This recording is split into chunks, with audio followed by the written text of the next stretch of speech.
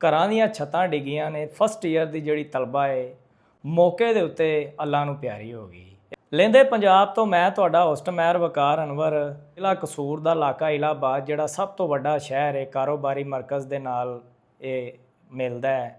ਲੋਕ ਇਹਨੂੰ ਵੇਖਦੇ ਨੇ ਕਾਰੋਬਾਰੀ ਲਿਹਾਜ਼ ਦੇ ਨਾਲ ਵੀ। ਜ਼ਿਲ੍ਹੇ ਕਸੂਰ ਦਾ ਸਭ ਤੋਂ ਵੱਡਾ ਜਿਹੜਾ ਸ਼ਹਿਰ ਇਲਾਹਾਬਾਦ ਹੈ ਇਹਨੂੰ ਸਮਝਿਆ ਜਾਂਦਾ ਹੈ, ਅਤੇ ਨਾਲ ਨਾਲ ਇੱਥੇ ਕਾਰੋਬਾਰ ਕੀਤਾ ਜਾਂਦਾ ਹੈ।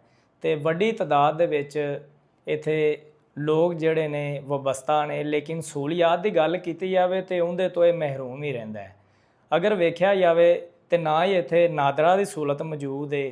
ਇਸੇ ਤਰ੍ਹਾਂ ਹੋਰ ਜਿਹੜੇ ਕਾਫੀ ਜ਼ਿਆਦਾ ਦਫਾਤਰ ਨੇ ਜਿਨ੍ਹਾਂ ਤੋਂ ਲੋਕ ਮਹਿਰੂਮ ਨੇ।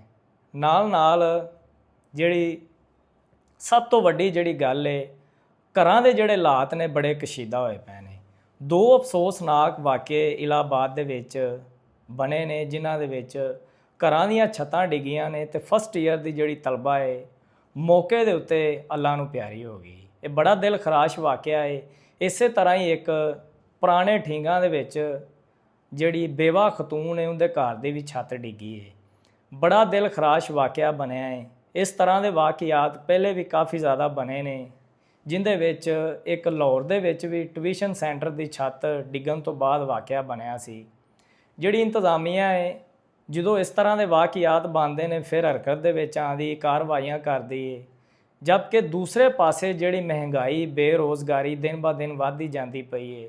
ਲੋਕਾਂ ਦੀ ਮਦਦ ਨਹੀਂ ਕੀਤੀ ਜਾਂਦੀ। ਸਿਰਫ ਔਰ ਸਿਰਫ ਕਾਰਵਾਈਆਂ ਦੇ ਨਾਂ ਦੇ ਉੱਤੇ ਲੱਖਾਂ ਰੁਪਈਆਂ ਦੇ ਜਿਹੜੇ ਜੁਰਮਾਨੇ ਨੇ ਉਹ ਕੀਤੇ ਜਾਂਦੇ ਨੇ। ਕਿਸੇ ਜਗ੍ਹਾ 'ਤੇ ਚਲਾਨ ਕੀਤੇ ਜਾਂਦੇ ਪਏ ਨੇ, ਕਿਸੇ ਜਗ੍ਹਾ 'ਤੇ ਆਏ ਦਿਨ ਕਿਸ ਤਰ੍ਹਾਂ ਦੇ ਜਿਹੜੇ ਜੁਰਮਾਨੇ ਨੇ ਉਹ ਕਰਕੇ ਲੋਕਾਂ ਦੇ ਕਾਰੋਬਾਰ ਬੰਦ ਵੀ ਹੁੰਦੇ ਨੇ। ਫਿਰ ਉਹਨਾਂ ਨੂੰ ਡੀਸੀਲ ਵੀ ਕੀਤਾ ਜਾਂਦਾ, ਕਦੀ ਸੀਲ ਕੀਤਾ ਜਾਂਦਾ।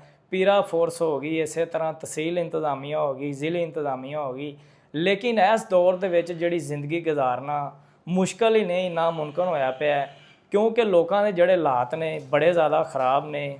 ਪਹਿਲੇ ਜਿਹੜਾ ਵਕਤ ਹੁੰਦਾ ਸੀ ਉਹਦੇ ਵਿੱਚ ਇੱਕ ਬੰਦਾ ਕਮਾਉਂਦਾ ਸੀ ਅਤੇ ਪੂਰੇ ਜਿਹੜੇ ਘਰ ਦੇ ਅਫਰਾਦ ਸੀ ਉਹ ਖਾਂਦੇ ਸੀ ਅਤੇ ਨਾਲ ਗੁਜ਼ਾਰਾ ਕਰਦੇ ਸੀ।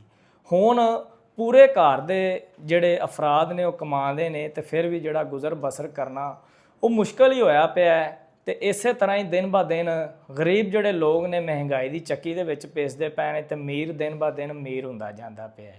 ਇਹਦੇ ਉੱਤੇ ਜਿਹੜੇ ਘਰ ਨੇ ਜਿਨ੍ਹਾਂ ਦੇ ਪਲਸਤਰ ਵੀ ਮੌਜੂਦ ਨਹੀਂ ਹੈਗੇ, ਲੋਕ ਉਹਨਾਂ ਦੇ ਵਿੱਚ ਜ਼ਿੰਦਗੀ ਗੁਜ਼ਾਰਨ ਦੇ ਵਿੱਚ ਮਜਬੂਰ ਹੋਏ ਪਏ ਨੇ।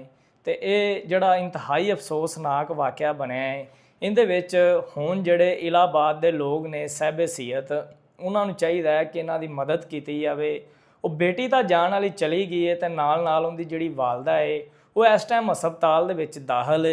ਇਹ ਬੜਾ ਦਿਲ ਖਰਾਸ਼ ਵਾਕਿਆ ਹੈ। ਬੜੇ ਅਫਸੋਸ ਦੀ ਗੱਲ ਹੈ ਕਿ ਲੋਕਾਂ ਨੂੰ ਮਦਦ ਕਰਨੀ ਚਾਹੀਦੀ ਹੈ ਜਿਹੜੇ ਇਸ ਤਰ੍ਹਾਂ ਦੇ ਲੋਕ ਰਹਿੰਦੇ ਨੇ। ਐਡੀ ਘਰ ਦੇ ਵਿੱਚ ਪਰੇਸ਼ਾਨੀ ਹੋਣ ਦੇ ਬਾਵਜੂਦ ਬੇਟੀ ਤਾਲੀਮ ਹਾਸਲ ਕਰਦੀ ਪਈ ਸੀ ਅਤੇ ਫਿਰ ਅਚਾਨਕ ਜਿਹੜੀ ਛੱਤ ਡਿੱਗੀ ਹੈ ਉਸ ਤੋਂ ਬਾਅਦ ਅੱਲਾ ਨੂੰ ਪਿਆਰੀ ਹੋ ਗਈ ਅਤੇ ਉਹਦੀ ਜਿਹੜੀ ਵਾਲਦਾ ਹੈ ਇਸ ਟਾਈਮ ਹਸਪਤਾਲ ਦੇ ਵਿੱਚ ਦਾਖਲ ਹੈ। ਇਸੇ ਤਰ੍ਹਾਂ ਹੀ ਇੱਕ ਜਿਹੜੀ ਬੇਵਾ ਖਤੂਨ ਹੈ ਉਹਦੀ ਵੀ ਘਰ ਦੀ ਛੱਤ ਡਿੱਗੀ ਹੈ ਅਤੇ ਇੰਤਹਾਈ ਅਫਸੋਸਨਾਕ ਵਾਕਿਆ ਬਣਿਆ ਹੈ। ਫੌਰੀ ਤੌਰ 'ਤੇ ਇੰਤਜ਼ਾਮੀਆ ਨੂੰ ਚਾਹੀਦਾ ਹੈ, ਜ਼ਿਲ੍ਹੇ ਇੰਤਜ਼ਾਮੀਆ ਨੂੰ ਚਾਹੀਦਾ, ਡਿਸਟ੍ਰਿਕਟ ਇੰਤਜ਼ਾਮੀਆ ਜਿਹੜੀ ਉਹਨੂੰ ਚਾਹੀਦਾ ਹੈ, ਤਹਿਸੀਲ ਇੰਤਜ਼ਾਮੀਆ ਨੂੰ ਚਾਹੀਦਾ, ਵਜ਼ੀਰ ਆਲਾ ਪੰਜਾਬ ਨੂੰ ਵੀ ਕਿ ਇਸ ਤਰ੍ਹਾਂ ਦੇ ਜਿਹੜੇ ਲੋਕ ਨੇ ਉਹਨਾਂ ਦੀ ਮਦਦ ਕੀਤੀ ਜਾਵੇ ਤਾਂ ਕਿ ਜ਼ਿੰਦਗੀ ਦੇ ਵਿੱਚ ਅੱਗੇ ਵਧ ਕੇ ਪਾਕਿਸਤਾਨ ਦਾ ਨਾਮ ਰੋਸ਼ਨ ਕਰ ਸਕਣ। ਅੱਜ ਦੇ ਪ੍ਰੋਗਰਾਮ ਤੋਂ ਮੈਨੂੰ ਦਿਓ ਇਜਾਜ਼ਤ। ਇੱਕ ਨਵੇਂ ਪ੍ਰੋਗਰਾਮ ਦੇ ਨਾਲ ਤੁਹਾਡੇ ਨਾਲ ਫਿਰ ਹੋਵੇ ਦੀ ਮੁਲਾਕਾਤ। ਉਦੋਂ ਤੱਕ ਅੱਲਾ ਨਿਗਹਿਬਾਨ।